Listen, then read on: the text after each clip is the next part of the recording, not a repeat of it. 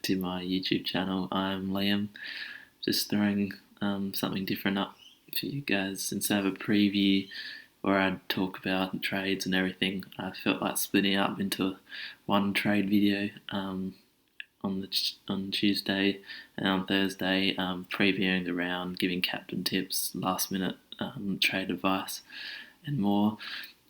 So round 8 will be upon us soon, and this is one of the most open trading rounds you can see. There are so many options on the table, and so many players you can also trade out reaching their peak in price.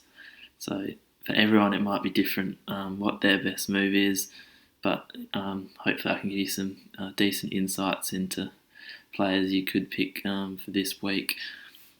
So I'm looking for the trade-ins first. There's a few rookies that are available that I think are decent value.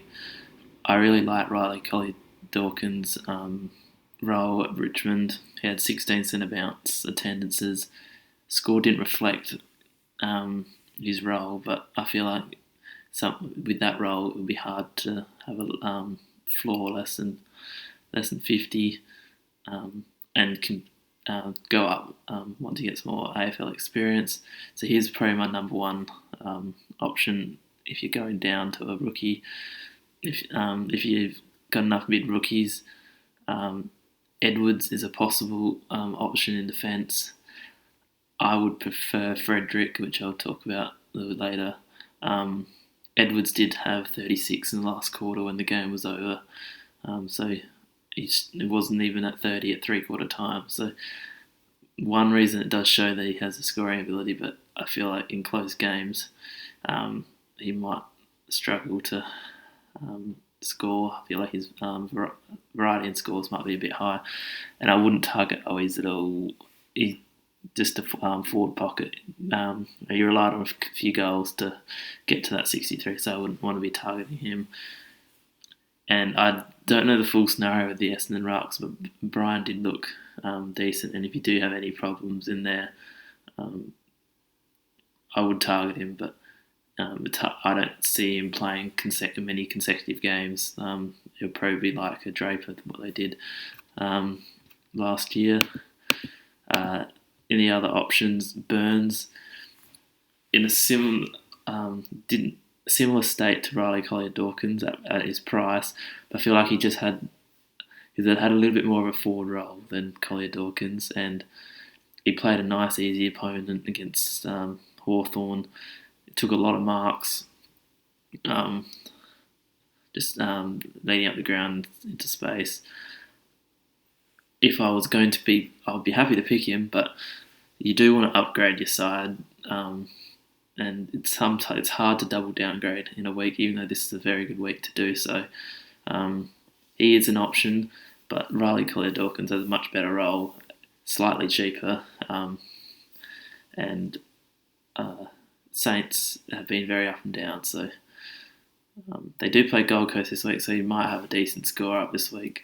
I'm not saying don't get him, but there are other options. Frederick is another one that I would love to pick.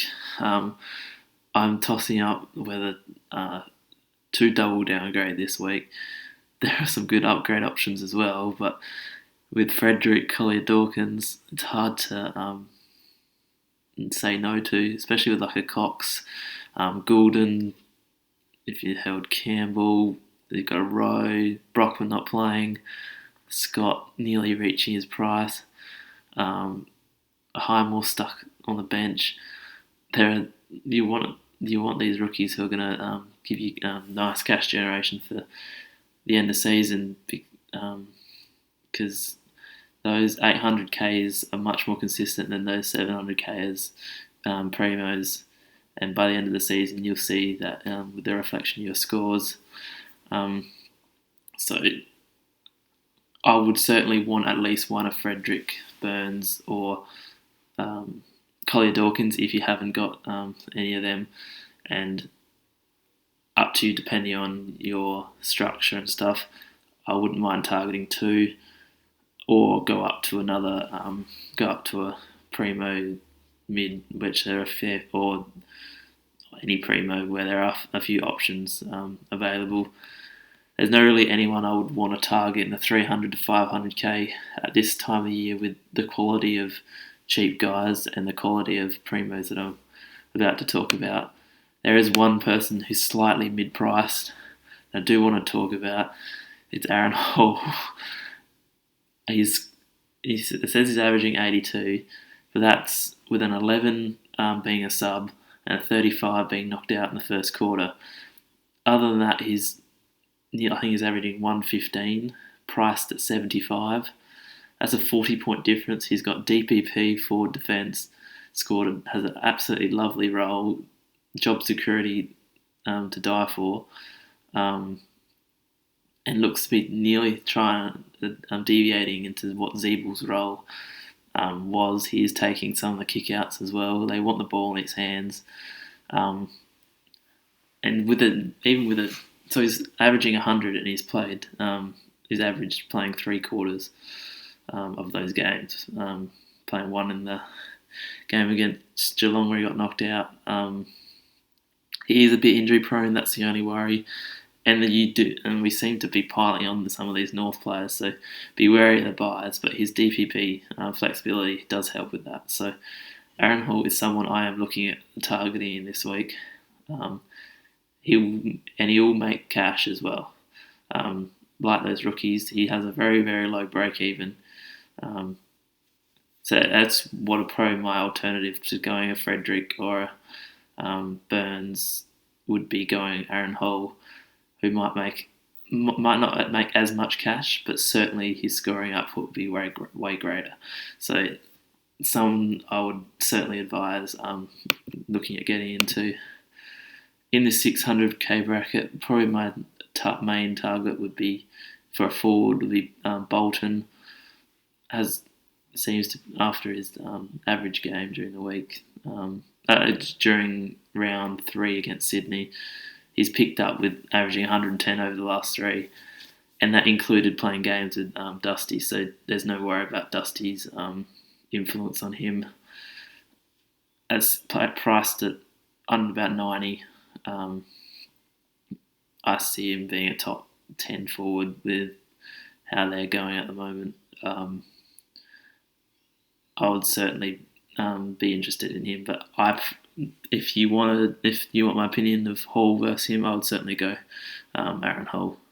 I might be a North Melbourne bias, might be a bit North Melbourne bias, but I feel like Hall outscores Bolton by probably 5 to 10 on average. In the next bracket, going with another forward, it's not on this page, but Zorko is another option with Neil out. I do see him averaging a similar amount to Bolton. Price a little bit more, but more trustworthy scorer, as he has done that in the past. Going on to some of these mids, Walsh looks like a gun for Carlton. He doesn't look like slowing down whatsoever.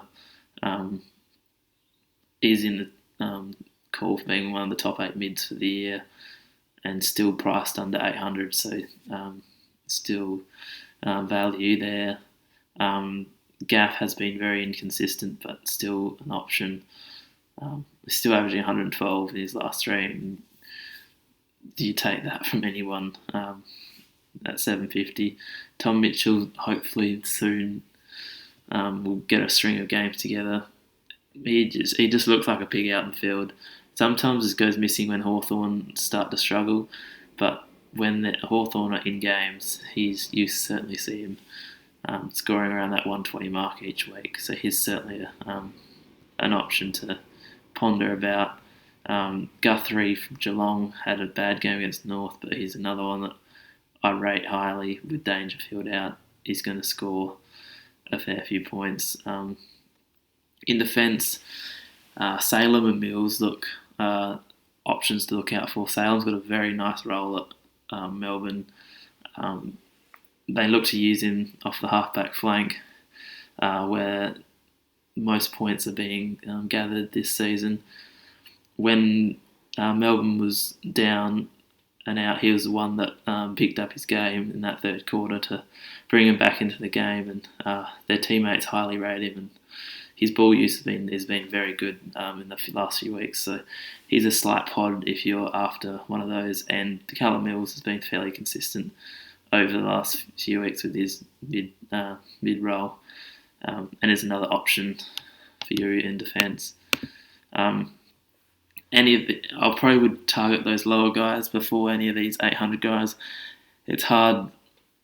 They will be top 3 in the mids, but some of them, as you can see, they've dropped a little bit of value. So you might just wait for an off game to be able to pick one of these guys up. Duncan's probably my number 1 pick with Geelong's easy draw.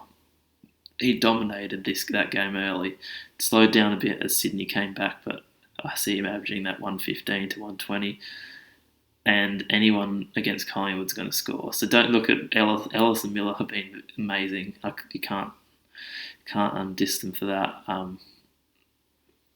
But against Collingwood, teams are going to rack up. That's why I feel like Hull and Zeeble this week are just going to be mental.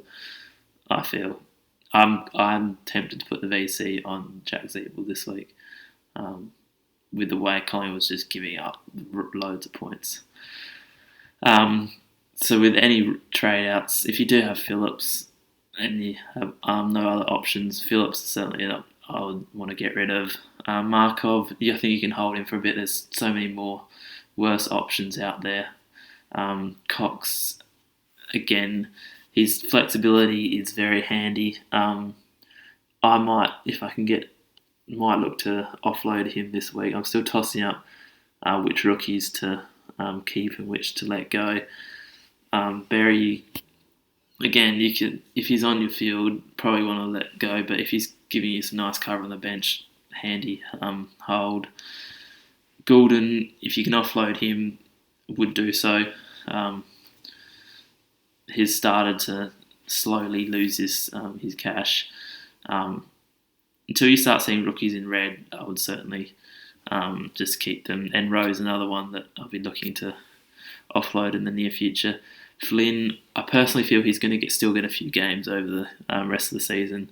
Mumford won't play many consecutive games in a row. Even if he's the number 1 choice, Flynn will still play a couple. And once he gets up to that 75 break even, then I would look to offload him. In the end, and those ruck forwards give you the flexibility to offload him to anyone you pretty much want in your team.